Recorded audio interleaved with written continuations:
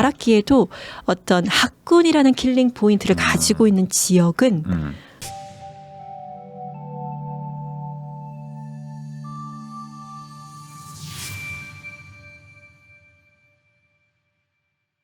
자, 그럼 헐헐님한테 여쭤보고 싶은 게 있어요. 네. 이 책 입지 센스라는 책을 쓰셨잖아요. 네. 그 사실 저도 어디 가면은 부동산은 입지가 되게 중요하다라고 얘기를 하는데 그러다 보니까 많은 분들이 입지 중요하다는 건 알겠어요. 근데 왜 중요한 거냐라는 거에 대해서는 아직 좀 정리가 안 된 분들도 많단 말이죠. 그렇죠. 그러면은 입지 센스 책 쓰셨으니까 입지라는 게 왜 중요하냐 이거부터 좀 여쭤보고 싶네요. 입지라는 거는 이제 부동산의 본질과 같은 거죠. 그래서 결국은 그 입지라는 건 다이아몬드 같이 네. 상승장이건 네. 하락장이건 일단 뭐 변하지 않고 내 자산을 좀 지켜줄 수 있는 것이라는 의미가 있어요. 네. 그래서 이런 거죠. 그 똑같은 돈을 가지고 있어요. 네. 우리가 그 집이라는 것이 거주라는 의미와 또 자산이라는 의미가 있잖아요. 근데 최근에는 또 후자의 의미로 많이 또 이제 생각을 하고 계신데 어디 사냐 이런 거. 네, 자산으로서의 가치 그렇죠. 있는데 결국 이 자산으로서의 가치로 집을 선택한다라고 하는 경우는 그러니까 똑같은 자산인데 누구는 상급지로 가고 누구는 하급지에 머물고 예, 그래서 그 입지라는 것을 어떻게 선택하느냐에 따라서 자산의 크기가 완전히 달라지는 거죠. 아, 그냥 같은 돈으로 똑같이 시작했는데 뭐 소위 말하는 분당과 일산 같은 거. 그렇죠. 좋은 입지를 고르지 않으면 네, 내 자산의 손해를 볼 수 있다 상대적으로. 그렇죠. 그렇기 때문에 중요하다. 중요하죠. 가장 중요한 요소가 아닐까 싶습니다. 네. 그러면 입지라는 거에 여러 종류가 있겠지만 아까 말한 것들 뭐 대표적으로 좀 뭐를 보면 보통 입지를 따진다라고 할까요? 요즘에는 입지라는 것에 대해서 많이 이제 회자가 되기 때문에 많은 분들이 알고 계시죠. 그래서 네. 뭐 가장 대표적으로 직주 근접, 직장 네. 그리고 직장까지 빨리 갈 수 있는 교통 그리고 환경, 한강이라든지 공원이라든지 이런 환경들 그리고 학군이 있죠. 학군. 또 아니면 상권, 인프라 이런 것들이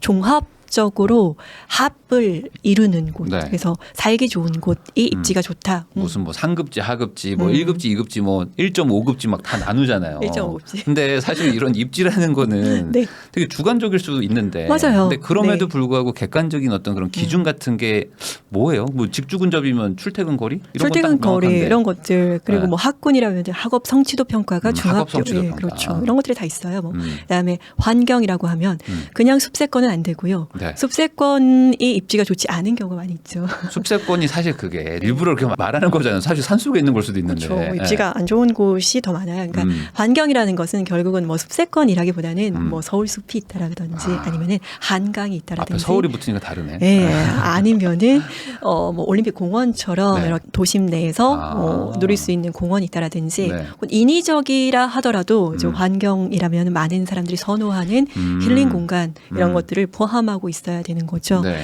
입지라는 것이 되게 막연한 것 같지만 각각의 네. 요소들이 있어요. 핵심 사항들이 있고 네. 이런 것들이 합이 만났을 때 입지가 좋다라고 하는데 보통 강남이 입지가 좋다라고 우리가 생각하고 있죠. 네.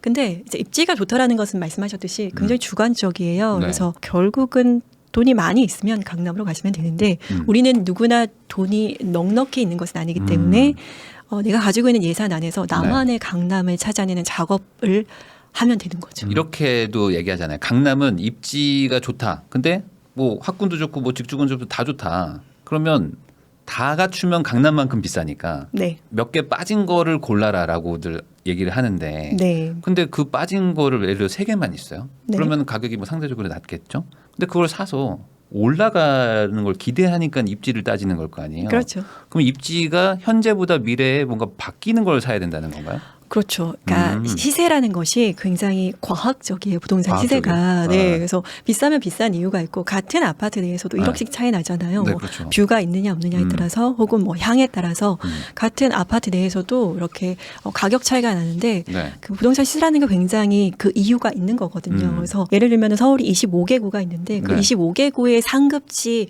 빅3라고 할 수 네. 있는 서초, 강남, 또 용산이라든지 이런 빅3가 거의 서열이 바뀌지 않아요. 네. 바뀌지 않는 이유가 입지들이 좋기 때문이고 미래 가치가 있는 것들인데 네. 현재도 좋지만 근데 결국은 우리가 이런 빅3에 입성할 것이 아니라면 지금 그 외의 지역 내에서 서열이 바뀔 수 있는 곳들을 선택을 하게 된다면 네. 똑같은 자산을 가지고도 네. 자본 수익을 더 기대할 수가 있겠죠. 하긴 그래요. 뭐 상위 1등, 2등은 뭐 거의 막 있지만 바뀌죠. 중간은 막 바뀌기도 하니까. 그렇죠. 예를 들면 이런 거죠.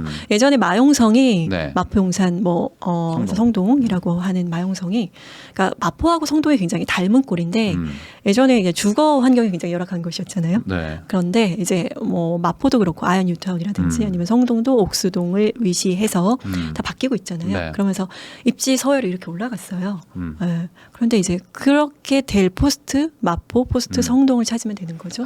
예를 들면 그런 거 있어요. 청량리역 인근의 주상복합 빅3가 줄줄이 입주 예정인데 네. 이제 그런 것들을 시작으로 해서 동대문구의 입지 가치가 계속적으로 바뀔 거고 향후에 뭐 재개발이라든지 재건축이 줄줄이 대기하고 있기 때문에 지역 전체가 좀 모멘텀이 있다라고 하나요? 성장 동력이 있는 곳이죠. 그래서 그런 것들은 입지가 좋다라고 판단할 수 있겠죠. 그러니까 이 부동산 공부라는 게 사실 입지 공부인 것 같아요. 맞아요. 보면은 그래서 미래에 더 좋아질 거, 지금 사람들보다 미래 한국 사람들이 더 좋다고 할 동네를 미리 사놓는 거, 그렇죠. 이런 거잖아요. 네.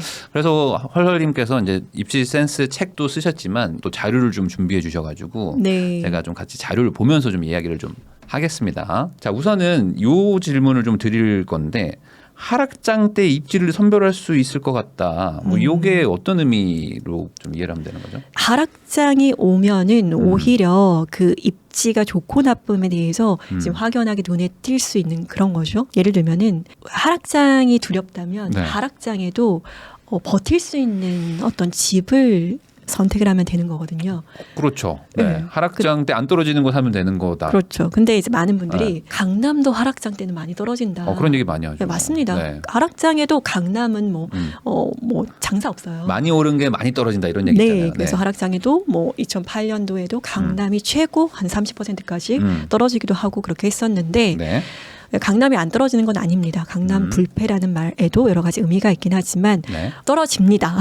그런데 다 떨어질 때는 네, 다 떨어지죠. 이거죠. 그런데 그러니까 어떤 킬링 포인트, 어떤 대체 불가능한 많은 사람들이 선호하고 그러니까 예를 들면 이런 거잖아요. GTX라는 거는 미래 가치의 기대감인데 이런 것들은 사실 그리고 한강뷰 똑같은 강남인데도 한강뷰라는 것은 한강을 안 봐도 살 수 있어요. 안 봐도 살 수는 있죠. 그렇죠. 그런데 이런 거죠.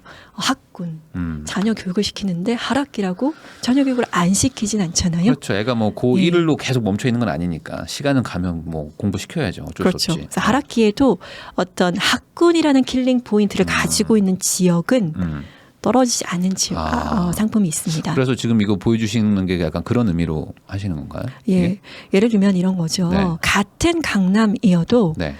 대치 현대라는 아파트가 있는데 네. 대치동 학원가를 끼고 있습니다. 네네. 네, 딱 맞물려 있죠. 걸어 다닐 수 있는 네, 공간. 이제 어떻게 보면 은마 아파트는 단지 자체가 넓어서 좀 네. 끝쪽에선 하계울역 여기서 인접하고 있는 보려면은 쪽은 근적에 초딩들은 좀 힘들어요. 멀어요. 네. 그런데 대치현대 같은 경우에는 네. 양쪽으로 학원가를 끼고 있기 때문에 네. 사실 초등학교 학원가, 중학교 학원가에 굉장히 좀 핫하다고 볼 수 있는 학원들이 네. 대치현대 양쪽을 다 끼고 있어요. 네. 그래서 되게 틈새 아파트예요. 네. 기축단지이기도 한데 인근지에서 가장 네. 새 아파트입니다. 어. 그리고 이제 최근에 또 리모델링을 추진하고 있는 또 네. 시공사까지 주에서 자유로 선정된 그런 단지인데 2008년도에 미국발 금융 위기 때문에 네. 이때. 네. 많은 큰 폭으로 아파트가 떨어졌어요. 네. 서울뿐만 아니라 뭐 지방도 마찬가지로 네. 조정이 되었었는데 보시면 아시겠지만 전혀 하락하지 않았습니다. 여기는 버텼다 이거네요. 네, 그렇습니다. 남들은 막 다 하락하고 있는데. 네. 그리고 같은 강남이지만 네. 학군의 영향을 조금 덜 받는 그리고 상품이 달랐던 네. 개포 5단지 같은 경우는 네.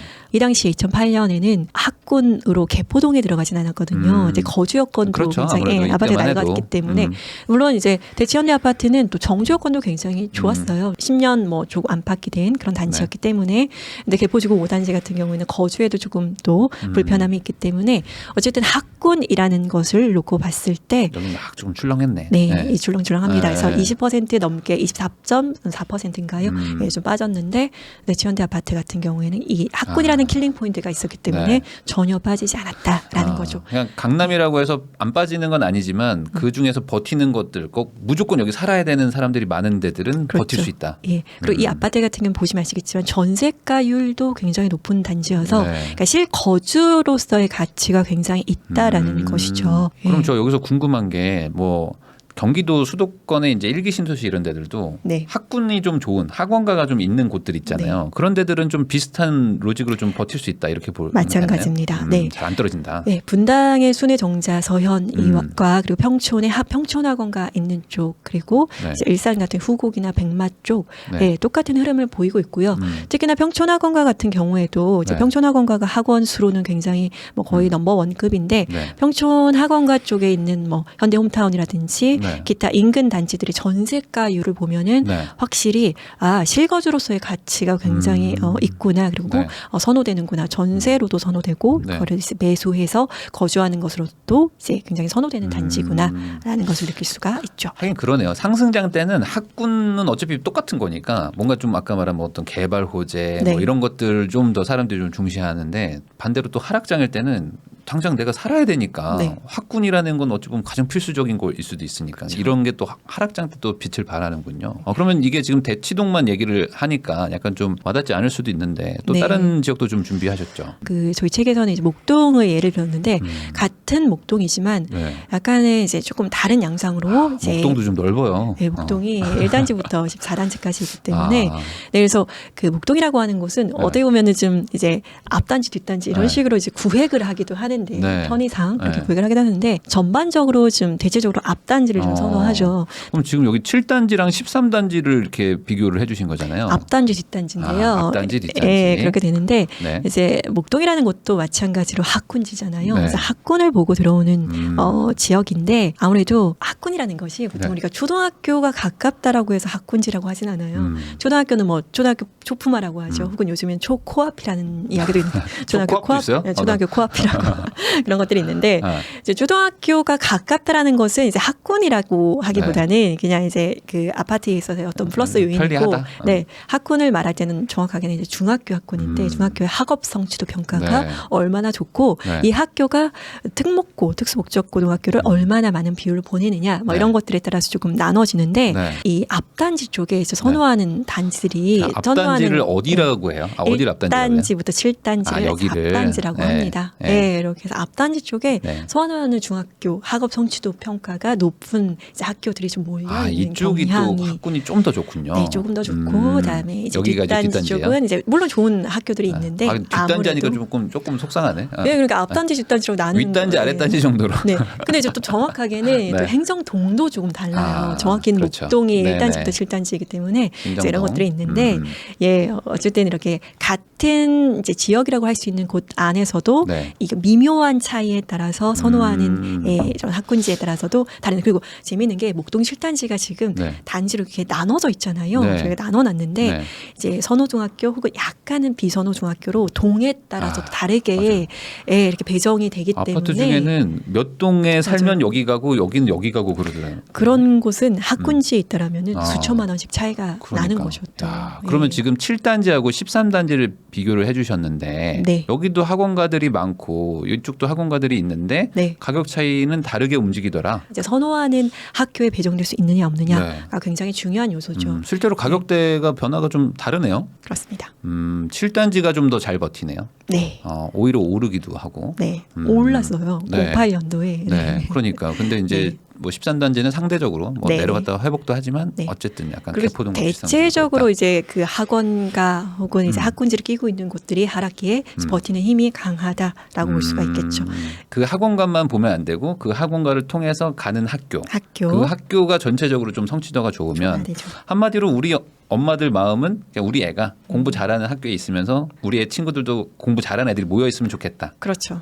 네. 그렇게 좀 생각을 하면 그게 학군지라는 의미다. 그러면 사실 입지에 뭐 여러 가지가 있지만 그 중에 이제 학군 얘기는 해봤고 네. 교통이 사실 더 직접적으로 와닿긴 해요. 그렇죠. 왜냐면은 일하러 가야 되니까 그래야지 뭐 돈도 벌고 하는데 그러면 이 교통이라는 것도 되게 중요하잖아요. 그렇죠. 버스도 있고 뭐 도로도 있고 네. 철도도 있는데 그 중에서 그래도 철도가 가장 중요한가요? 철도가 중요하죠. 예. 버스 정류장 생기는 건 안 돼요? 내 집 앞에 버스 노선이 많으면 좋겠죠. 네. 좋은데 이제 결국은 이제 부동산에서 입지가 좋다라고 하는 경우는 네. 그러니까 교통이 좋다라는 게 어떤 직장으로 빠르게 접근하는 것도 중요하지만 네. 편안하게 접근하는 것도 편안하게 굉장히 접근한다. 중요하거든요. 그래서 보통은 많은 분들이 버스 물론 타지만 버스를 이용하는 경우는 버스로 직장까지 가는 경우는 사실 좀 많이 없어요. 그래서 환승을 해야 되는 경우 지하철을 타기 위해서 네. 환승을 하는 경우를 잠깐 타시거나 이렇게 되는데 결국은 그 출근 시간이라는 게 굉장히 정시성이 중요하게 생각되는 맞아요. 건데 철도망이 굉장히 중요합니다. 그리고 지각하면 안 되니까. 맞아요. 그리고 이 교통망이라는 게 뭐 서울에서 느끼는 교통망의 비중과 네. 수도권에서의 교통망의 비중이 굉장히 달라요. 어떤 왜냐하면 의미요? 강남에서 뭐 지하철 노선이 하나 더 들어온다고 해서 압구정에서 크게 좋아하진 않거든요. 그렇죠. 압구정의 교통망이 굉장히 불편해요. 안 좋아요. 그런데 예를 들면은 뭐 거기에서 뭐 철도망이 하나 생겼다고 해서 크게 이렇게 집값에 영향을 미치지는 않거든요. 네네네. 예를 들면은 뭐 신사역까지 신분당선이 연장이 연장됐죠. 됐잖아요. 근데 뭐 신사역 인근에 있는 미성 아파트의 뭐 시세가 크게 올랐다거나 뭐 그런 건 아니거든요. 네. 그래서 강남은 워낙에 격자형으로 뭐 교통이 좋고 또 자차를 이용하시는 분들 많이 있으셔가지고 네. 교통망의 호재가 그렇게 큰 비중으로 와닿진 않고 이런 네. 거죠. 수도권 내에서 예를 들면은 가장 대표적인 게 뭐 파주 같은데. 수원이라든지 아니면 의정부, 양주 이렇게 GTX가 들어오는 그런 곳들의 끝단. 상대적으로 획기적으로 좋아지는 느낌이 들어야지만 이게 유의미하게 좀 바뀌는 거군요. 그렇죠. 그런 곳이 가장 좋고 그렇기 때문에 이제 GTX 파급력이 높았던 경우이고요. 네. 또 비단 뭐 GTX뿐만 아니라 예를 들면 그냥 일반적인 지역인데 뭐 7호선이 닿지 않았었는데 7호선이 좀 연장이 된다든지 네. 노선이 하나 더 생겨서 편의성이 좀 증대된다라든지 그러니까 수도권은 결국 그거잖아요. 직장으로 가는 거리가 조금은 물리적으로 먼데 이것을 획기적으로 좀 그 단축시켜 줄 시간을 수 좀 있는 줄여줄 수 있는 거. 네, 이런 것들이 가장 큰 호재로 다가오는 거죠. 그러니까 뭐 버스 기다려서 타고 또 가서 갈아타고 이런 걸 하다가 갑자기 집 앞에 여기 생긴다. 그렇죠. 그러면 그 시간이 얼마나 많이 굉장히 단축되느냐. 단축되는 거죠. 그러면은 이렇게 얘기로 들으면은 그런갑다 하는데 네. 또 이제 실제 적용을 또 해봐야 되니까 네. 지도를 보면서 또 같이 이야기를 해보겠습니다. 네, 이거는 지금 동작구 지도네요. 동작구 지도인데요. 네, 요거는 이제 신림선이 네, 개통을 5월에 했어요. 5월에 했고 이 점선이 실선으로 바뀌어야 될 것 같네요. 네, 서림역 아래쪽 네. 그 관악산 입구 쪽에서 시작해서 신림 뉴타운을 지나서 네. 이제 서원 뭐에서 2호선과 환승하면서 신림역에서 환승하면서 여의도까지 가는 거죠. 네. 색강역까지 네. 가는 건데 동작구 지도이긴 하지만 네. 관악구가 이제 신림선에서 굉장히 수혜를 입는 지역이죠. 관악이 사실 2호선이 있기는 했는데 네. 나머지 지역이 조금 불편은 했어요. 네. 관악에 신림역과 신대방역, 봉천역 이렇게 관악구 전체적으로 이제 그 상단에 이렇게 네. 스쳐서 지나가는 네. 그런 곳들이었죠. 그래서 요 아래쪽에 있는 그 밑에 쪽에. 네, 분들은 버스를 타고 마을버스가 네. 굉장히 많아요. 네. 관악구에는 마을버스가 많은데 마을버스를 타고 이렇게 위로 올라와서 신대방역 혹은 신림역 아니면 봉천역 네, 맞아요. 이렇게 해서 접근을 근데 언덕에다가 꼬불꼬불해요. 네, 맞아요. 그래서 이렇게 마을버스를 이렇게 네. 타서 이렇게 올라오는 특히나 뭐 신대방역 이용하는 단지들은 더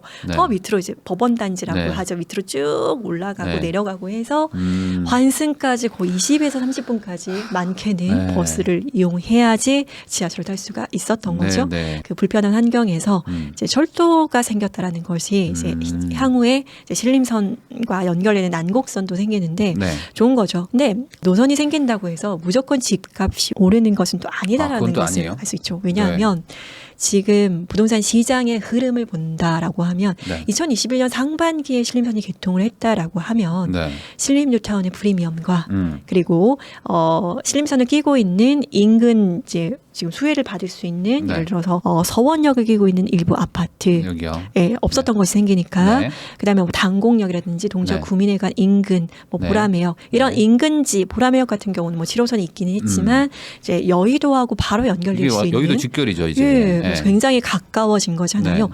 이런 인근지 도보 10분 이내의 역세권 단지들은 크게 영향을 받았을 텐데, 그러니까 교통망이 무조건 무조건 집값을 끌어올리는 요소는 아니다라는 게 결국은 부동산 시장의 흐름과 이것이 맞았을 때 큰 시너지를 낼 수 있다라는 건데 결국은 지금은 거래량 자체가 없기 때문에 이런 호재가 100% 반영되지 않는다라는 거죠. 그럼 나중에 이게 좀 뭐 거래가 잘 되거나 하면 그때 가서는 이런 것들을 좀 다시 좀 중시할 수 있는데 지금 당장은 어쨌든 흐름 자체가 거래가 안 되니까 그러면 상대적으로 좀 눌려 있다고 볼 수도 있는 건가요? 그렇죠. 예를 들면 이런 것도 있어요.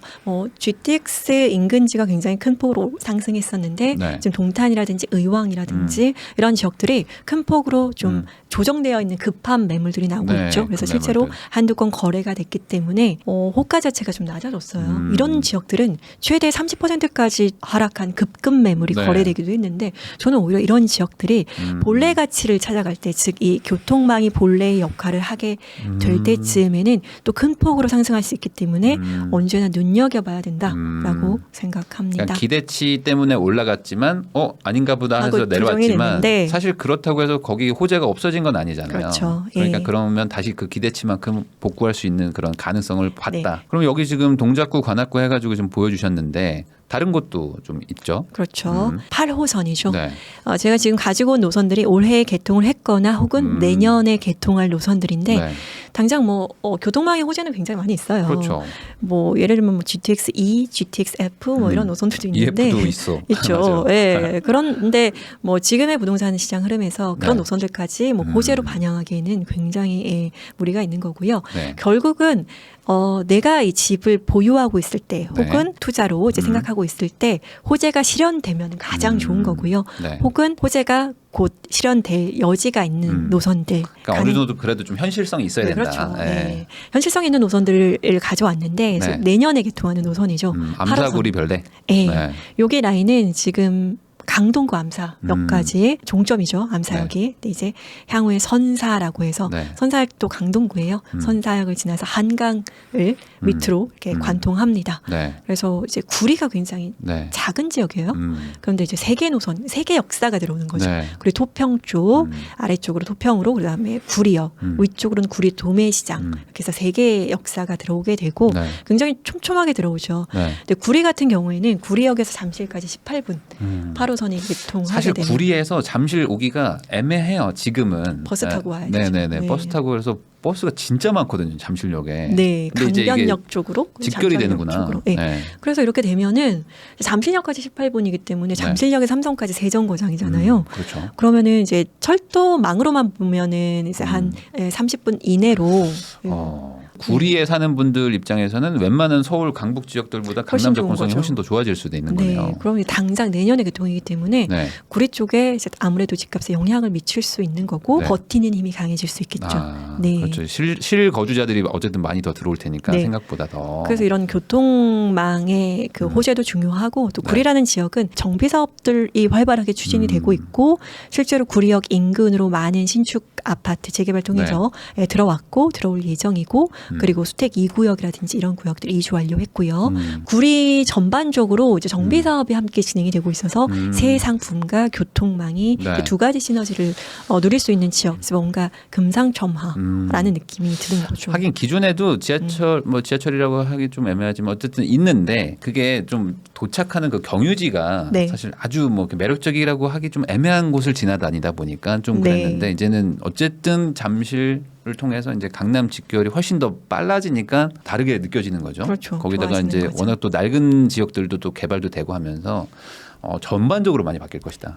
그럼 여기는 근데 사실 그런 기대감 때문에 오르기도 많이 오르지 않았나요? 많이 올랐죠.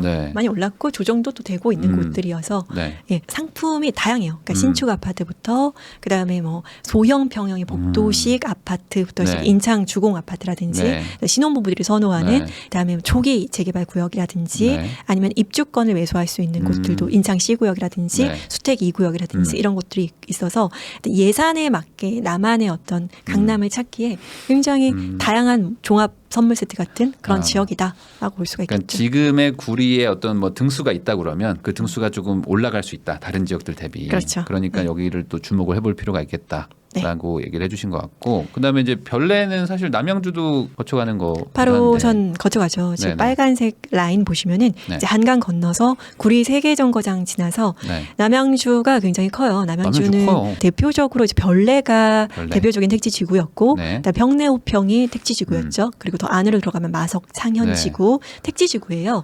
근데 그렇게 별내가 입주장 때가 2012년, 2014년이어서 크게 택지지구로서 주목을 받지도 못했었고 네. 교통이 불편해요. 아, 그좀 교통이 불편한 게 있어요. 별내역이 있긴 있습니다. 근데 네. 경춘선이에요. 그러니까 경춘선이 경의중앙선보다 기차 같은 느낌이 강하죠. 그렇죠. 사실 뭐 이렇게 출퇴근에 좀 적절한 느낌은 아니긴 한. 배차 간격이 좀 네, 길어가지고 그래서 별내나 뭐 평내호평, 마석, 창현 요 정도 혹은 구도심, 태계원 네. 요 정도였는데 이제 다산이 2018년부터 입주하면서 또 남양주의 입지 가치가 조금 네.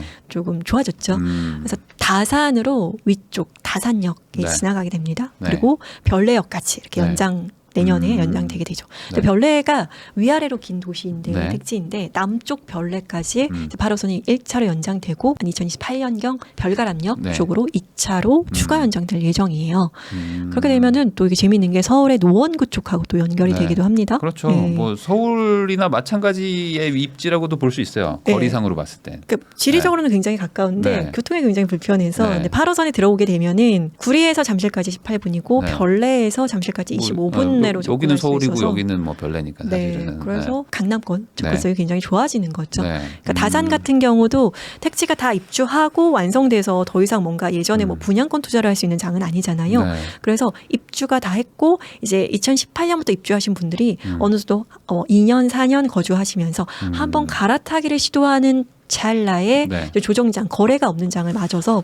급한 매물들이 나오고 네. 있는 그런 시장이잖아요. 아. 그래서 시흥 장현이라든지 마찬가지로 은계라든지 그다음에 다산이라든지 이런 택지지구로서 2년에서 4년 정도 된 이런 지역들은 급급 매물들이 나오고 있어요. 그러니까 그렇다면- 입주장 끝나고 나서 한 2년 4년 지나면 보통 그때 한번 갈아타야지. 그렇죠. 예. 오른 게 있으니까 그럴 때 나오는 물건들을 좀 잡는 것도 괜찮을 수 있다. 네. 어쨌든 교통 호재가 있는 곳이니까 네. 그런 얘기를 해주시는 것 같아요. 서해선, 네, 서해선도 있죠. 내년에 개통을 이제 목표로 하고 있으니까 네. 굉장히 좋다라고 생각이 드는데 네. 서해산 같은 경우에는 국토를 아예 그 서부 종단한다라고 하죠. 네. 근데 지금도 일부 서해선은 저기 2016년인가요? 개통을 했어요. 네. 안산의 원시에서 부천의 소사까지 다니고 있습니다. 네. 근데 이 노선이 크게 주목받지 못한 이유가 네. 일단 안산에서 부천으로 갈 일이 없잖아요. 아, 그래서 이 노선의 파급력이 굉장히 좀 약할 수 있다. 약했던 거죠. 그러니까 중간 경유지에 뭔가 그 직장이 없어요. 엄청 포인트가 많거나 없어요. 뭐 그런 게 있어야 일자리가 되는데. 없어서 이제 굉장히 좀 약했던 노선인데 네. 이게 이제 원래는 이제 소사에서 당아래가 부천 종합운동장역이거든요. 부천 종합운동장, 그다음 원종까지 두 정거장 5월에도 연장 개통을 하려고 했는데 좀 8월로 늦어졌어요. 네. 그래서 올해 8월 경에도 또 연기될 수도 있겠지만 네. 두 개 노선, 그 두 개 정거장이 이제 연장해서 개통을 합니다. 네. 또 이게 의미가 있는 게 뭐냐면은 소사역은 1호선이에요. 네. 예.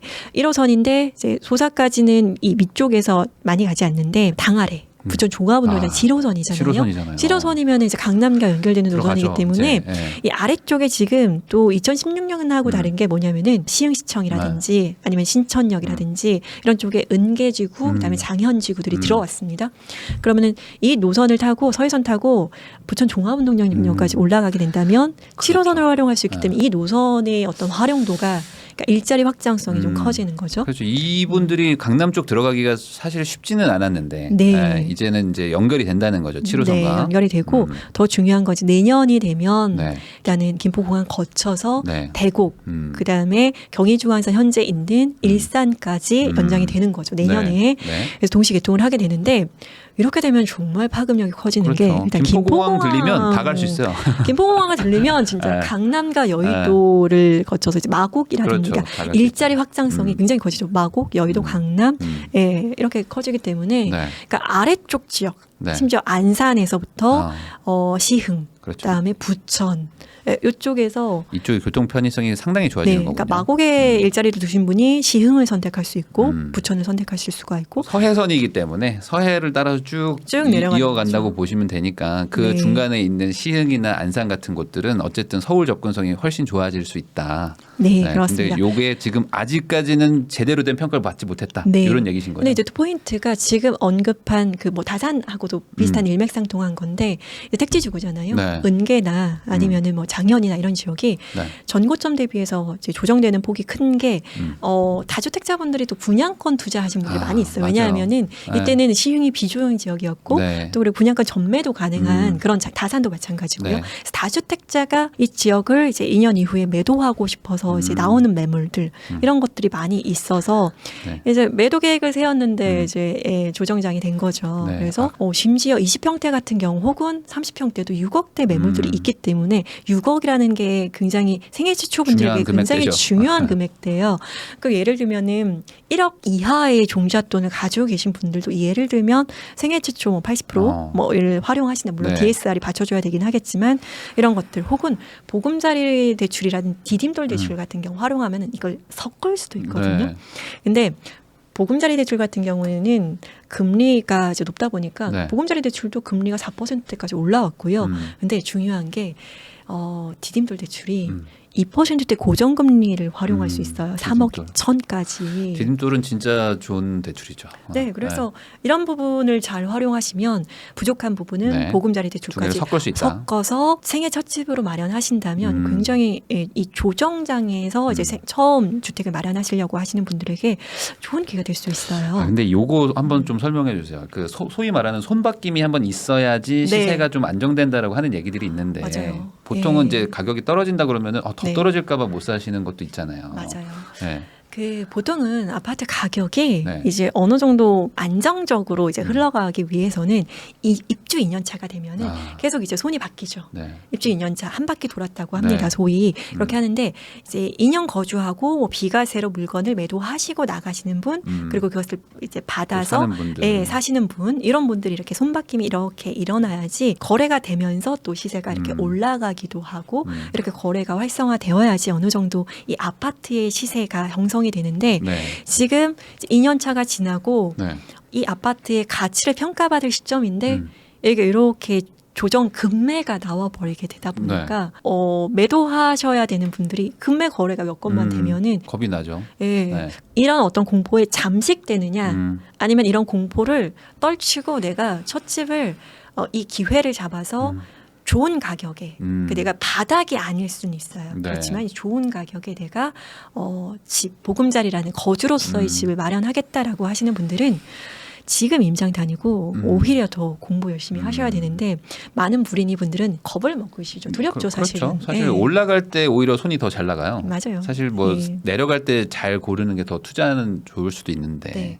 근데 수도권 곳곳에 지금 2020년 한 12월, 11월 정도의 시세를 형성하고 있는 곳들이 있어요. 특히나 이런 택지, 네. 동탄이라든지 아니면 다산이라든지 시흥 쪽, 배고 쪽 이런 쪽이 있는데 인천은 두말할 것도 없고요. 네. 이런 곳들은 이제 20% 이상 혹은 30%까지 조정된 곳들은 오히려 잘 보신다면 그리고 정책 자금을 잘 활용하셔서 부담 없는 대출, 그러니까 2% 금리는 사실 부담 없을 수 있죠. 괜찮을 지금 수 금액대에서. 있거든요. 예, 그렇게 하셔서 입지와 상품의 컨디션 이런 것들을 잘 살피셔서 하신다면 저는 실거주로서 접근하실 때는 또 그런 걸 좀 한번 좋다. 생각해 보실 네. 필요가 있다. 네, 잠깐 손바뀜 얘기를 하다가 지역 얘기를 조금 벗어났는데 다시 네. 한번 또 네. 부천도 있어요. 부천이 네. 이제 서해선이 지나가고 있는 네. 경로이죠. 네, 그러면은 지금 소사까지 개통을 했죠. 네, 네, 여기에서 위로 종합운동장, 여기 종합운동장역은요.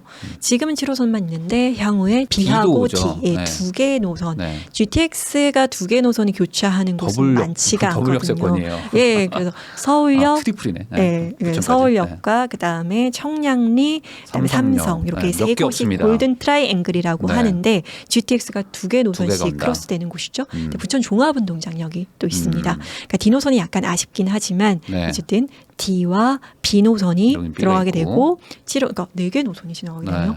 많죠. 그러네. 네. 서해선도 있으니까. 네. 그러니까 순식간에 엄청 좋은 네. 동네가 됐어요. 근데 이 주변에 아파트가 별로 없잖아요. 없죠. 네. 네, 그래서 그 역세권 개발이 계획은 되어 있고요. 예, 이제 주거지가 없어요. 도보로 걸어갈 수 있는 주거지가 크게 없고 네. 있다라고 하면 뭐 여월지구 정도. 예, 그래서 GTX의 호재로 인한 기대감으로 여월 휴먼시아 뭐 4단지 이런 단지들이 시세가 크게 반영이 네. 됐었죠. 네, 네. 예, 그리고 또 좋은 것들은 종합운동장역뿐만 아니라 아래쪽 소사역 쪽으로 보시는 바와 같이 지역 전체적으로 개발되는 곳들이 많이 그러네요. 있기 때문에 엄청 많네요. 뭐 소사본 1-1 소사 3구역이라든지 네. 분양한 단지들, 기타 뭐 공장 부지들 이런 것들이 다 개발 계획이 있어서 소사역이 지금 가면 시골 마을 같거든요. 네. 근데 이런 곳들이 향후에 10년 이내에 뭐 40층 이상의 고층 아파트들이 되는 거죠. 그리고 지금 살기에도 뭐 어떤 교통 인프라는 괜찮잖아요. 네. 이미 좋은 곳이니까 네. 충분히 이런 데도 한번 고민해 볼 필요는 있겠다. 아주 대형 호재가 옆에 있으니까 고민을 하는데 좀 도움은 될 것 같네요. 네. 자, 그리고 이제 뭔가 좀 남쪽이랑 네. 북쪽 얘기를 했는데 북쪽으로 사실 올라가면 이 일산 쪽도 네. 많잖아요. 지금. 네. 그래서 이제 서해선, 네. 서부선, 고양선, GTX-T, 교외선 네. 뭐 다양하게 있죠. 네. 있는데 그러니까요. 지금 저희 서해선 이야기 하고 있으니까 네. 서해선이 그래서 한강을 해저 터널을 뚫었죠. 네. 뚫어서 능곡역이 있는데 능곡역 바로 아래쪽 그러니까 한정거장이 김포공항에 있죠. 그러니까 고양이라는 곳이 네. 사실은 일기 신도시 쪽에서 이제 분당하고 이제 비슷하게 시작했는데 네. 지금 많이 밀리는 이유가 강남 접근성. 덕은지구 이제 입주를 올해부터 시작을 하는데 네. 거의 마포죠. 그래서 고양시라는 곳 자체는 이제 마포와 은평과 이제 뭐 네. 이렇게 서울과 접해 있긴 하지만 네. 강남 접근성이 좋지 맞아요. 않았다라는 것이 하나의 아킬레스건이었는데 네. 좋아지죠. 지금 고양이 김포하고 굉장히 가까운 도시이기도 네. 한데 이게 그 버스로 가면은 한강 건너가니까 네. 가까운 이웃 동네, 그러니까 먼 나라 이웃 나라 같은 느낌이죠. 근데 이제 여기를 연결하게 되는 거죠. 한강 밑으로 능곡에서 김포공항으로 연결하게 되면 똑같이 아까 김포공항으로 연결되면은 뭐 다 갈 수 있죠. 그래서 고양시가 이제 대곡역 자체에도 네. GTX A 노선이 있긴 하지만 네. 일단 GTX만 이용하는 건 아니고 기타 네. 또 다른 노선들 중요하잖아요. 9호선, 계속 생긴다. 5호선 뭐 네. 예, 이런 것들. 그래서 능곡역이 좋은 게 이제 네. 한정거장 옆으로 가면 대곡역 GTX A 노선 이용할 수 이쪽으로 있고 갈수 아래로 있고. 내려가면은 네. 뭐 9호선, 5호선 이용할 수 있고 서해선을 이용해서 그러네요. 한정거장이죠. 네. 그래서 그 일자리 확장성이 굉장히 커지는 거죠. 사실 이쪽이 조금 낙후돼 있긴 했는데 이제 뭐 교통이 워낙 좋아지니까 토지거래 허가구역이 있는데 7월 4일부터 토지거래 허가구역 해제가 됐어요. 네. 예, 근데 이제 많은 분들이 뭐 토지거래 허가구역 해제되고 뭐 교통망이 좋다라고 해서 뭐 여기 그럼 되게 프리미엄이 왜 이렇게 낮지?라고 생각하실 수 있는데 이 프리미엄이라는 게 또 비단 그냥 프리미엄 자체만 보시면 안 되고 네. 조합원 분양가는 지금 얼마인가, 총 매매가가 얼마인지를 인근 이제 입주하는 신축 단지하고 비교를 또 해봐야 되겠죠. 네. 근데 지금 프리미엄이 굉장히 낮은데 절대 가격 자체가 낮은데 1억대까지 나오고 있으니까 낮은 이유는 결국은 조합원 분양가가 높은 거거든요. 네. 그래서 결국 이런 정비 사업들 재개발 구역들은 결국은 뭐냐면은 이 인근지 신축 아파트하고 비교해 볼 수 있는 거잖아요. 그렇죠. 근데 인근지 신축 아파트가 조정되면 당연히 이 정비 사업의 프리미엄도 같이 같이 내려가니까. 뛰어넘을 수는 없는 네, 거니까. 그렇죠. 그렇게 해서 조정되고 있는데 그렇게 프리미엄이 조정된다라는 건 초기에 투자하는 금액이 적어진다라는 이야기이기도 하거든요. 네. 그래서 이런 것들 안에서 또 기회가 있을 수 있으니까 오히려 발품 많이 팔아보시면은 네. 첫 집 마련 혹은 뭐 투자로서도 오히려 또 좋은 물건들을 잡을 수 있는 기회가 될 수도 그러니까 있습니다. 요즘 설명해 주신 거 보면은 진짜 특히 수도권 쪽에 워낙 집값 많이 올랐다고 하고 이제 전세 월세 같은 것도 얻기 힘들다고 하지만 사실 기회는 분명히 있거든요. 네. 근데 대부분 분들은 그냥 뭐 이런 거를 이제 흘려 듣기도 하고 너무 뭐 생업이 바쁘다 보니까 그냥 맞아요. 이렇게 지나고 나서 여기 왜 이렇게 좋아졌어? 왜 이렇게 비싸라고 맞아요. 이제 뒤늦게 아시게 딱 되는데 좋아지고 나면 보이잖아요. 뭐 신규 뉴타운 이런 거 그렇죠. 뭐 갑자기 보이잖아요. 근데 그런 좋아진 것들이 지금 또 준비하고 있는 부분들이 분명히 있으니까 이런 네. 것들은 사실 내가 좀 관심 갖고 열심히 네. 좀 찾아봐야지만 눈에 띈다. 그러니까 이렇게 영상을 보시고 나 저기 괜찮은데 라면 한번 공부해 보시면 네. 좋을 것 같습니다. 저희가 이제 헐헐님과 얘기를 하고 있는데 헐헐님이 이제 부동산 전문가이기도 하지만 사실은 저희 채널에는 네. 이제 투자를 하고 싶은 사람들 이제 막 신입사원 아니면 뭐 공무원 뭐 이런 준비하고 있고 뭐 네. 취업 준비하는 분들도 많아서 좀 개인적인 얘기를 좀 해보고 싶은 게 공무원이셨잖아요. 그렇죠. 근데 공무원인데 부동산 투자를 하기가 네. 쉽다라고 하는 분들도 있지만 또 네. 어렵다고 하는 분들도 많거든요. 네. 그래서 좀 공무원이었을 때 어떻게 이렇게 하게 되는지를 좀 여쭤보고 싶어요. 네. 어떤 일 하셨어요, 공무원 때? 공무원 저희 사회복지 공무원 했어요. 그러면 그 좀 바쁘고 힘든 거 아니에요? 약간 일이 많은 일이 쪽 아닌가요? 많죠. 일이 일반적인 행정직보다는 많아요? 네. 배려가 필요하신 분들이 많기 때문에 네. 직접 발로 뭐 이렇게 뛰고 도와드리고 뭐 아니면 병원 모시고 가고 그런 아니면은 거를 해요. 그런 것도 있고 네. 행정적인 업무와 그다음에 실무적인 업무들이 같이 들어가고 이제 뭐 주거와 관련된 업무를 또 특히 많이 해서요. 네. 그래서 이런 거죠. 저희가 지금 로또 분양 뭐이라고 하잖아요. 어떻게 보면은 기초생활수급자분들 뭐 이런 분들이 거의 저희의 클라이언트 네. 민원인 분들이셨으니까 네. 주거 취약계층들이 굉장히 많이 있어요. 근데 그분들이 가장 고민하시는 게 어떤 네. 거냐면 네. 주거지. 집이에요. 왜냐하면 거의 대부분 반지하 월세에 거주하시는 분들이 많이 있어요. 아니면 고시원. 네. 예, 보증금이 넉넉히 있지 않으시기 때문에 이제 고시원 거주하시거나 아니면 반지하에 다가구 반지하 거주하시는 분이 거의 대부분이신데 네.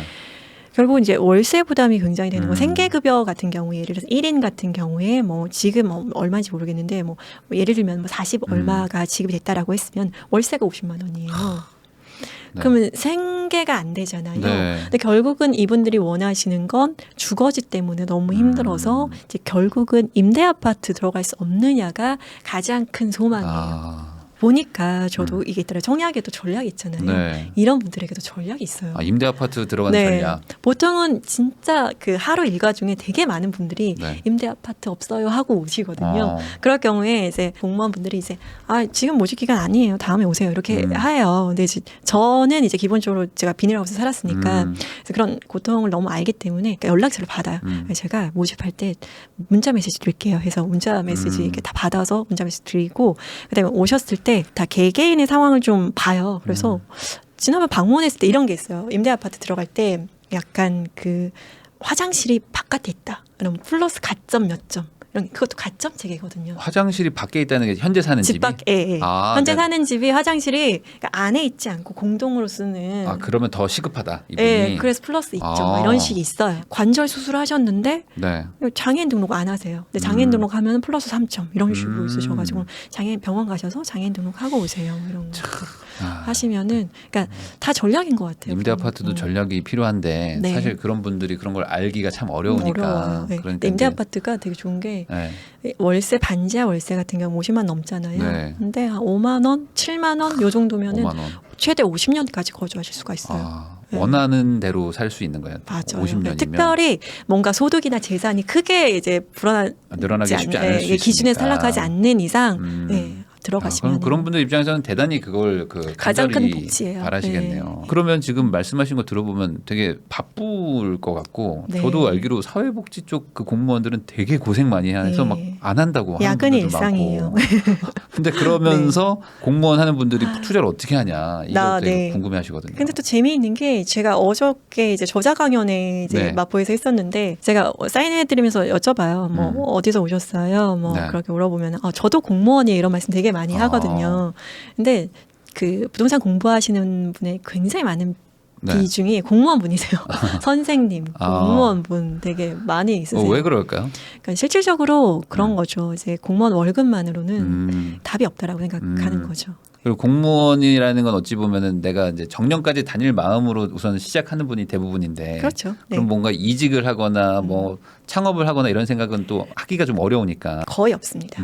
공무원이 좀 들어오기도 굉장히 요즘에 많이 어렵고요. 네. 일단 들어와서는 그렇지. 몇 년 동안 항상 고생했는데. 일반 회사원하고 똑같아요. 항상 그 사표를 품에 품고 마음에 품고 가죠. 공무원도 사표를 낼 마음은 하죠. 마음에 사표를 품고 다니는데 많은 분들이 내가 진짜 내가 그만둔다 이렇게 하는데 일반 직장인하고 똑같죠. 그래도 못 그만두죠. 이제 뭐 가족들 그리고 뭐 부모님 생각 그리고 실질적으로 내가 여기 나가서 더 좋은 직장을 얻을 수 있을까에 대한 뭐 불안감 똑같죠. 다른 일반 직장인들하고. 공무원의 어떤 그 경력이라는 게 사회에서 인정받기가 쉽지 않겠죠? 뚜렷하게 자기를 더 이제 개발한다라든지 뭔가 그런 그러게 쉽지 어떤 않아요. 노력들을 하기가 사실 쉽지가 않죠. 그래요? 너무나 안정적인 직장이니까 네. 또. 그래서 오히려 더 사회로 밖으로 나가기가 어려운 거죠. 네. 그러다 보니까 이제 이직도 조금 애매하고 하면 결국에는 뭔가 돈을 벌긴 벌어야 되는데 네. 나도 이제 집도 사고 뭐 해야 되니까 그쵸. 그러다 보면 자연스럽게 재테크 쪽에 좀 관심을 갖는다. 네. 근데 절대 안 갖는 사람들도 있잖아요. 많습니다. 네. 거의 그거 대부분 안 갔죠. 아 그래요? 옆에서 자극 주는 사람이 사실 없어요. 아 내가 맨날 네. 만나는 사람들이 다 만나는 똑같구나. 사람이 다 전세 다 그러니까 비슷한 동네. 네. 왜냐하면은 공무원 같은 경우도 뭐 국가직도 있지만 네. 지방직이 지방직도 굉장히 있으니까. 많이 있어요. 그러니까 예를 들면은 또 서울 같은 경우에는 그 구별로 나눠요. 뭐 동작구, 그다음에 그렇죠. 강남구, 서초구 이런 식으로 또 나눠지고 선생님들도 거의 음. 대부분 비슷하게 이제 자기 지역 안에서 많이 돌기 때문에 평생 25년, 30년 근무하면서 그 구에서만 있는 분들도 계시거든요. 그러면 대체적으로 재테크를 어떻게 하냐면 그 구에 있는 아파트 뭐 월세나 전세로 시작하시고 아끼고 절약하셔서 그 지역의 아파트에 뭐 매수하시거나 이런 경우가 대부분이에요. 주소록 보면은 강동구 공무원이면 다 강동구 막 이런 식 다 비슷한 곳에 거주하고 드러내지도 않으시겠지만 네. 그게 뭐 주변에 그렇게 자극을 하시는 게 주는 아니구나. 분들이 또 없으시기 때문에 네. 관심을 또 많이 안 갖죠. 네. 그러면은 공무원 하시면서 관심 갖게 되셔가지고 이제 투자를 공부하시고 실제 막 하셨을 거 아니에요. 네. 특이한 사람이었네요. 어쨌든 그 안에서는. 그렇죠. 네, 그럼 그렇게 특이한 하는 이유가 사람이었죠. 뭐 있나요? 누구나 부동산이라는 것이 내 집 마련할까부터 시작하는 것 네. 같아요. 네, 시작을 했기 때문에 제가 여기까지 왔는데 그러니까 시장에 참여하는 것이 먼저죠. 그래서 저도 처음 시장에 참여했을 때 이불킥하는 거 많이 있었어요. 그게 어떤 의미예요? 말도 안 되는 거 샀죠. 지금 생각해도 되게 우스운 것들이 많이 있고 뭐 네. 손해보고 계약금 네. 날리고 이런 것들이 있었어요. 근데 경험치가 쌓이더라고요. 네, 하긴 그렇죠. 그러면 이게 공무원 하는 분들은 그 시간이 많아서 오히려 좀 네. 이런 공부를 하거나 뭐 이렇게 투자 공부하기 더 좋다라고 말하는 분도 있고 네. 또 반대로는 또 상대적으로 네. 장기적인 직업이다 보니까 초기에도 급여나 이런 것들이 좀 낮을 수도 있는데 네. 그런 것 때문에 오히려 공무원 하는 게 투자에 또 방해된다 이런 생각 하시는 분들도 있는데 네. 실제 공무원 하시면서 투자도 했으니까 네. 어떻게 보세요? 저는 투자를 함에 있어서 물론 급여가 중요하죠. 급여 파이가 중요하긴 한데 절대적인 중요성을 갖는다고 생각하진 않아요. 근로소득이라는 것 자체가 사람마다 물론 차이가 나긴 하지만 그 굉장히 크게 차이가 나지는 또 않는다고 생각하거든요. 보통 일반적으로 저희가 뭐 2, 300, 3, 400 네. 뭐 요 정도 선이고 네. 뭐 1,000만 원 이상 버시는 분들은 네. 크게 많지 않고 이 소득의 절대 금액 자체로 투자를 성공하거나 아니면 뭐 실패하거나를 가름할 수 있는 중요한 기준은 아니라고 생각해요. 예. 그래서 얼마나 더 내가 가지고 있는 자본으로 네. 오히려 자본 크기가 또 네. 중요할 수 있겠죠. 예, 이런 자본으로 얼마나 더 좋은 입지의 상품을 선택할 수 있는 안목과 그다음에 전략이 있는가 이것이 훨씬 더 중요한 요소라고 결국에 생각해요. 투자 실력이 더 중요하다. 맞아요. 근데 이거는 이해가 되는 게 왜냐면 연봉 1억 하면 엄청난 것 같지만 실제로 소득세 떼고 나면요 600? 그렇게 많이 차이가 안 나요. 네, 그렇습니다. 그래서 연봉 5천인 사람이 네. 연봉 1억으로 올리는 그 노력을 할 바에는 네. 차라리 저는 그걸 가지고 재테크 공부하는 게 더 낫다고 생각하거든요. 맞습니다. 그러니까 네. 그만큼 차이가 안 나는 것도 있고 거기다가 또 1억을 벌면 또 쓰잖아요. 네. 쓰니까 실질적인 저축액은 또 비슷하기도 하거든요. 맞아요. 이 소득 규모가 늘어나면은 지출되는 금액 자체가 또 늘어나기 때문에 연봉 1억이신 분이 630만 원 받아서 그걸 다 저축하지 못하는 경우도 많이 있고 또 소득이 적어도 본인이 어떻게 절약하고 짜임새 있게 지출을 하느냐에 따라서 또 달라질 수 있기 때문에 나는 공무원이어서 그 소득이 적어서 투자를 못해라는 것은 사실 핑계이다라고 생각합니다. 네. 그러면은 소비를 좀 극단적으로 줄여가지고 저축을 많이 하면 비슷하게 또 할 수 있다. 네, 뭐 극단적으로 줄이는 것에 대해서는 개인의 어떤 네. 전략이 필요하겠지만 저는 무조건 줄이려고 합니다. 저도 처음에 줄이는 것부터 당연히 시작했고요. 어떤 단계가 오니까 소득을 줄이는 것의 중요도는 조금 낮아지고 그렇긴 하죠. 예, 수입을 네. 늘리는 것에 또 그러니까 몰입하게 이게 되더라고요. 투자가 어느 정도 좀 굴러가거나 뭐 네. 월세를 받거나 막 이런 일들이 일어나기 시작하면은 그에 맞춰서 좀 나도 생활비가 늘어나긴 나잖아요. 그럴 수밖에 없어요. 근데 네. 초기에는 그러니까 초기엔 당연히. 이 바퀴를 굴리려면 네. 어쩔 수 없이 처음에 좀 고생해야 네. 되잖아요. 맞아요. 그럼 공무원일 때는 좀 많이 저축하셨어요, 그러면? 가계부 썼죠. 먹커피 사 먹는 거 당연히 없고요. 네. 정말 극단적으로 옷도 정말 안 사 입더라고요. 옷도 정말 어쩜 그렇게 하고 다녔는지.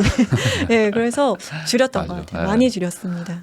그렇게 해서 모으면 어쨌든 어쨌든 공무원이나 다른 직업이나 어쨌든 투자금 자체가 아주 차이 나진 않는다. 많이 차이 나지 않습니다. 그러면 네. 오히려 그렇다고 보면은 공무원은 상대적으로 좀 여유 시간이 있으니까 어떤 뭐 승진이나 이런 거에서 조금은 더 자유로울 수 있으니까 그럼 오히려 투자하기 좋다라고 보세요? 저는 더 좋다고 봅니다. 물론 이제 뭐 직렬마다 직종마다 다르긴 하지만 네.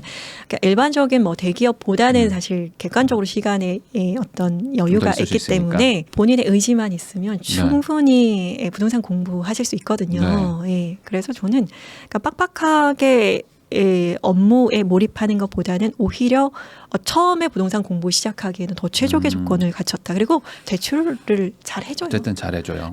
제가 2018년에 공무원 이제 의원 면직이라고 하거든요. 네. 표현을 이제 퇴사했죠. 네. 퇴사했더니 바로 신한은행에서 전화가 왔어요. 마이너스 통장 대출 갚으라고. 제가 대출 한 게 공무원 신용 대출이었거든요. 네. 그러더니 갚으라고 하더라고요. 그래서 하루 아침에 바로 갚을 수가 없으니까 네. 그 나눠서. 500씩 500씩 해서 지금 마이너스 통장을 없앴습니다. 네. 하긴 저도 그랬어요. 저도 회사 다닐 때 그래도 뭐 대기업 다니면은 조금 더 해주고 하는데 그런 거 가차 없잖아요. 없습니다. 명함 없어지는 순간 은행은 가차 없으니까. 네. 그러면 이제 갑자기 궁금한 게 공무원인 분들 입장에서는 사실상 되게 네. 좀 보수적이거나 좀 안정적인 성향을 갖는 거라고 저는 좀 생각을 하는데 네. 그런 분들이 이 투자라는 것도 좀 조심스럽게 접근하고 그러면 네. 대출 이런 것들 좀 싫어하는 분들도 많을 것 같은데 오. 오히려 공무원이면 더 공격적으로 해야 되는 건가요? 대체적으로 보수적인 건 맞아요. 네. 보수적이고 대출하는 거에 안 해봤으니까 대출하는 거에 있어서 좀 조심스러워 하시고 네. 그런 건 맞는데 결국은 공무원 이냐 아니냐의 차이는 아니고 개인의 성향 네. 차이인 것 같아요. 네. 그래서 대체적으로 보통은 이제 내 집 마련에서부터 시작하시는 거고, 그러니까 이게 공무원이어서 더 보수적으로 해야 하느냐 네. 아니냐라기보다는 나를 아는 것에서부터 사실 시작을 해야 될 것 같아요. 이렇게 직종으로 딱 나눠서라기보다는 내가 얼마의 자본을 가지고 있고 네. 나와 혹은 이제 부부의 뭐 소득 그리고 상환 능력 이런 것들을 보시고 무리하지 않는 선에서 사실 시작하시는 게 맞으시고 그러니까 투자의 전략이 더 중요한 거죠.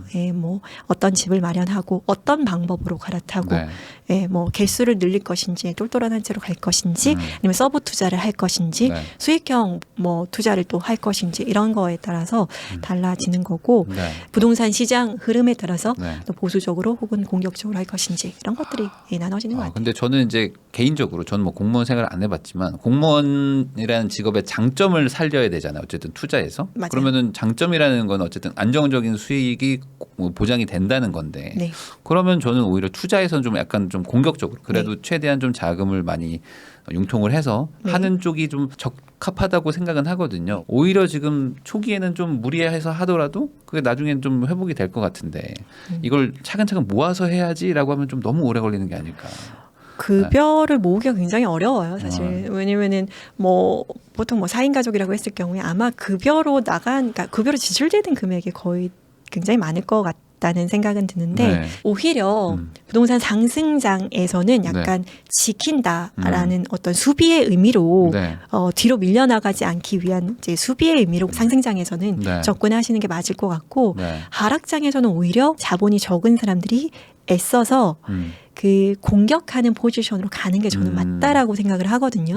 그래야지 뭔가 자산의 역전이 일어날 수 있는 거라고 생각을 하기 때문에 일단 하락장에서는 입지 선별, 상품 선별 하셔서 공무원 분이시라면 더욱 감당할 수 있는 선에서는 조금 적극적으로 도전해 보시면 저는 좋다고 생각해요. 근데 이거는 뭐 공무원이다 아니다를 떠나서 하락장에서는 오히려 공격 포지션으로 가는 것이 더 좋다라고 생각합니다. 그래요. 뭐 저도 그렇고 뭐 헐월님도 마찬가지이실 것 같은데 어쨌든 뭐 하락하고 막 분위기 안 좋을 때 뭔가 기회가 있는 거잖아요. 맞아요. 그리고 그럴 때 좀 뭔가 공격적으로 하는 사람들이 뭔가 상승에서는 바뀌는 거지. 이게 그러니까 뭔가 상급지를 이렇게 하급지가 따라가려고 하면 이렇게 더 멀어지잖아요. 이거를 더 벌어지는 걸 가만히 있으면 너무 멀어지니까 그렇죠. 지키는 거죠.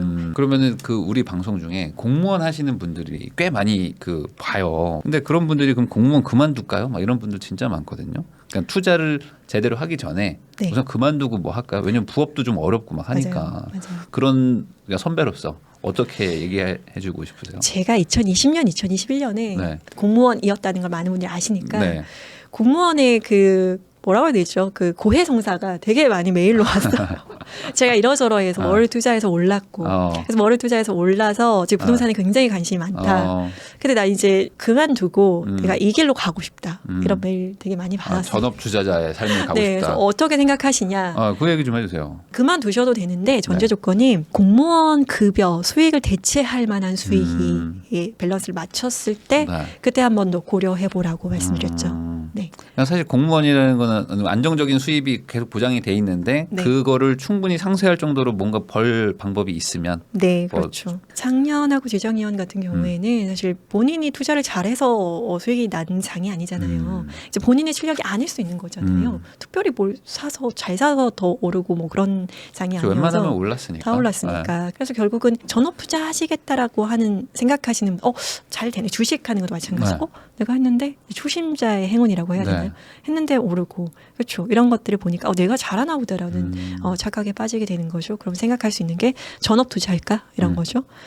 그러면은 전제 조건이 무조건 현금 흐름이에요. 현금 흐름이 되지 않으면 막연하게 그냥 그만두면은 네. 나중에 반드시 땅을 치고 후회할 일이 생기는 거죠. 회사를 그만둔다는 건 이제 들어오는 고정소득이 없어진다는 건데 네. 그러면 이제 갑자기 이제 좀 위축되기도 하고 네. 사람이 좀 돈이 없어지면 어쨌든 판단력도 좀 흐려지기도 하니까 네. 이제 그런 얘기를 해주시는 것 같아요. 그러면은 또 이런 질문도 하겠습니다. 저희가 이제 또 20대 분들도 좀 보거든요. 그러면 네. 이런 분들이 지금 저 부자 되고 싶어요. 근데 공무원 준비 중이에요. 네. 공무원 이제 막 시험 공부하고 있어요. 네. 이런 분들도 있단 말이죠. 네. 그러면 아직 공무원은 아닌데 공무원 되려는 분들한테 네. 부자 되는 길로 이거를 추천하고 싶으신지. 그 큰 부자가 되고 싶으시면 공무원 하시면 안 돼요. 그래요? 네. 근데 단언컨대 공무원 하시면 작은 부자 되실 수 있어요. 예, 급여만으로는 당연히 안 되고요. 네. 공무원을 한 이유가 보통 사람이 되고 싶었어요. 네. 보통 이하의 삶을 살고 있다고 생각을 했기 아까 때문에 뭐 비닐하우스 사셨다고. 비닐하우스에서 15년 살았죠. 결혼하기 전까지 살았으니까. 그리고 이제 대학생 때부터 아르바이트 하면서 네. 이제 생활을 했는데 생활이 점점 나아지지가 않는 거에서 보니까 저희 그 현재 남편이죠. 현재 남편이 이제 공무원이었어요. 네. 그래서 공무원이었고 나도 공무원 하면 우리가 두 부부가 이제 공무원으로 맞벌이 하면은 보통 일반적인 뭐 서울에서 아파트 내 집 가지고 이렇게 살아갈 수 있지 않을까 뭐 이런 생각했었는데 네. 이제 보통 사람으로 살아가고 싶어서 이제 공무원을 한 거지 네. 뭐 부자가 되고 싶어서 공무원 한 거 아니거든요. 근데 공무원 급여만으로는 부자는 절대 될 수 없고요. 네. 투자라는 것을 같이 가져갈 수 있으면 컴팩트한 부자, 알부자라고 하죠. 네. 될 수 있습니다. 그런데 내가 공무원만으로 이제 부자가 되는 거는 어불성설이고요. 말도 안 됩니다. 네. 근데 이제 공무원 되고 그러면 된 뒤로도 열심히 뭐 노력을 해야 된다는 얘기인가요? 그렇죠. 병행해야 되는 거죠. 네. 어떻게 보면은 공식적으로는 겸업 금지가 맞는 거고요. 네. 실질적으로는 엔잡러가 돼야 되겠죠. 그러니까 전업 투자를 하라는 건 아니고요. 낮에는 내가 일하시고. 맡겨진 일을 하고 그 이후에 본인의 시간에는 이제 이런 부동산이라든지 기타 본인이 잘 할 수 있는 투자와 관련된 재테크를 하셔야지 이제 작은 부자가 또 되실 수 있는 거고 나의 능력이 뭔가 나라는 사람을 뭐 잘 활용해서 사업을 해서 혹은 브랜딩을 해서 부자가 될 수 있다라고 생각이 되신다면 공무원 준비하지 않으시고 그런 분들은 뭘 해도 사실 부자가 되는 분들이긴 한데 네. 나 큰 부자가 될 수 있다라는 확신이 있으시면은 당연히 공무원 공부 안 하셔야죠. 사업하셔야 됩니다. 하긴 그래요. 근데 이게 너무 리스크가 있다 보니까 나도 모르게 이제 우선은 안정적인 거 해놓고 그 다음 단계 네. 가야지 이제 이런 생각으로 많이들 이제 공무원 하시면서 근데 투자하려고 공무원 하는 것 같아요. 공부하시는 분들은 이제 네. 수험생들이잖아요. 네. 자신감이 굉장히 낮아져요. 내가 합격할 수 있을까 이 어. 어려운 시험에 네. 하면서 굉장히 그 시험 공부 1년만 하면은 정말 작은 사람이 되거든요. 그래요? 거기에 또 매몰되면은 나 공무원 시험 합격할까를 고민하고 있는데 내가 뭐 다른 사업이나 어떤 다른 무언가를 해서 성공할 수 있을까라는 그런 어떤 큰 생각을 하기는 또 더 어려워지는 거죠. 네. 그러니까 투자라는 게 막 마음 먹고 나 오늘부터 투자자야 뭐 전업 네. 투자 할 거야라고 마음 먹는다고 해서 그것이 좋은 결과치로 나오는 건 아니고 꾸준한 관심과 좋은 집을 선별해낼 수 있는 능력이 오히려 더 좋지 않은가. 하긴 저도 회사 그만둬봐서 알지만은 회사 그만두고 전업 투자하면은 막 15시간 동안 공부하고 투자할 것 같지만 절대 그렇지 않습니다. 맞습니다. 늦게 일어나가지고 늦은 점심 먹으면서 그냥 약간 백수로 지내면서 이제 하는 루틴을 거라서. 지키는 게 굉장히 어려워요. 네, 그래서 회사 다니고 있다고 해서 투자 시간이 더 적은 것도 아니고 그만뒀다고 해서 더 공부 많이 하는 것도 아니고 결국에 네. 의지의 차이라는 거 그 얘기를 해주시는 것 같습니다. 공무원으로 사시면서 네. 대부분 어쨌든 좀 안정적이다 보니까 투자 안 하고 하는 것들이 있는데 네. 해야 된다고 하셨잖아요. 그쵸. 하지 않으면 안 된다는 얘기신 거잖아요. 네, 그렇죠. 그러면은 그분들이 뭔가 좀 요건 꼭 바꿔야 되는데 네. 요게 아마 1년차, 2년차 가면서 점점점 이렇게 강해질 건데 요거 꼭 버리세요. 이런 거 하나 있을까요?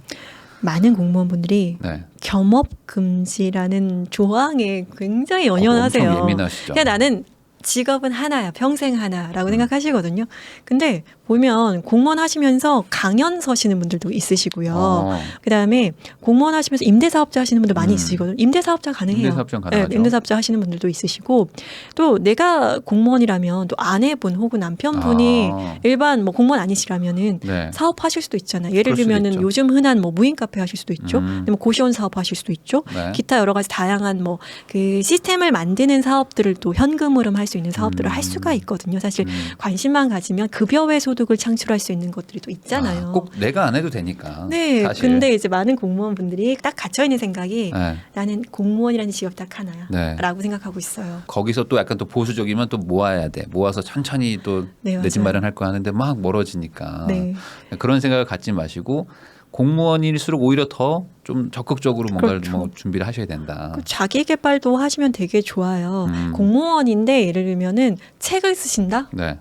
공무원이 책 쓰는 경우 거의 없거든요. 네. 이럴 경우에 굉장히 그 조직 사회 내에서의 어떤 개인적인 그 가치가 굉장히 올라가고요. 좋은 부서 배정 받고 그런 또 것도 그다음에 있어요? 뭐 승진에도 또 이렇게 참고할 수 있고 왜냐하면은 다 평균의 어떤 조직 내에서 다 비슷비슷하니까. 그 낭중지추 같은 사람인 거잖아요. 그래서 아무래도 공무원의 최대 목표가 뭔지 아세요? 뭐예요? 승진이에요. 아 그래요? 굉장히 관심 많아요. 공무원일수록 승진에 관심 없는 거 아니었어요? 동기들 중에서도 뭐 7급이 조금 빨리 올라가고 이제 그다음에 많으면은 수년씩 차이가 나거든요. 네네. 근데 급여 차이가 있잖아요. 급여 차이가 있으니까. 네, 급여 차이에 따라서도 월급이 크게 뭐 몇십만 원씩 많이 차이 나니까 의외로 이 하위직 공무원들이 빨리 급이 진급하는 올라가는 거, 진급하는 거에 대해서 되게 관심 많아요. 동기가 누가 먼저 올라갔대라는 거에 되게 관심이 되게 많거든요.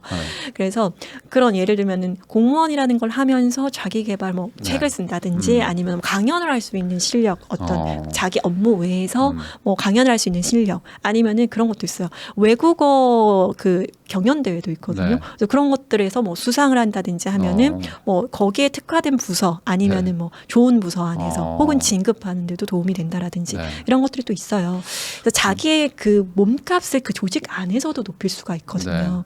그리고 책 써서 인세 받을 수도 있잖아요. 근데 부가적인 수입도 할 수 있고 추가적으로 다양한 겸업을 할 수 있는 예외적인 사항도 있고 또 본인이 아니라면은 가족들이 또 현금 흐름을 이제 창출할 수 있는 여러 가지 부동산을 활용한 사업들도 있기 때문에 내가 관심만 있으면 단지 그 나는 공무원이라는 직업 하나만 가진 사람이 아니라 그 이면에 다양한 수익을 창출할 수 있는 서브 잡들을 이제 하실 수 있는 결국 다 자기 하기 나름인데 자기가 어느 순간 그냥 만족하거나 네. 그냥 놔버리면 그러면 누가 나를 바꿔주지 않으니까 네, 이제 자기 하기 나름입니다. 네. 결국 자기 하기 나름이다라는 얘기인 것 같습니다.